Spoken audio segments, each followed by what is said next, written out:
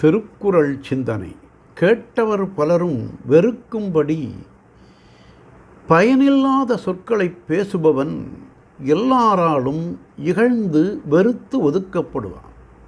நாம் பேசும் பேச்சு, வாய் பேசும் வாய்ப்பு மனிதர்களுக்கு வாய்ந்திருக்கும் நல்ல வாய்ப்பாகும்.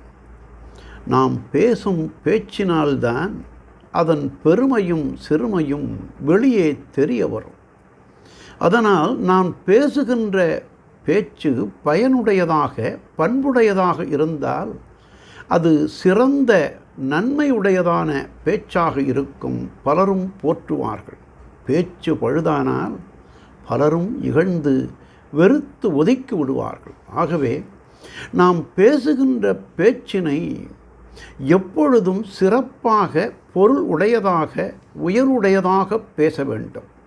எதையும் சிந்தித்து நிதானமாக பொருள் பொதிந்த வகையிலே பேசினால்தான் அவன் அறிவார்ந்த மனிதனாக போற்றப்படுவான். அவ்வாறில்லாமல் பேச்சு கரடுமுரடாக முரண்பாடாக மிகவும் இழிவுடையதாக இருக்குமானால் அவனை உலகமே வெறுத்து ஒதுக்கிவிடும் என்று தெய்வப்புலவர் பயனில் சொல்லாமை அதிகாரத்தில் பல்லார் முனிய பயனில சொல்லுவான் எல்லாரும் எள்ளப்படும் என்றார். நாளையும் சிந்திப்போம்.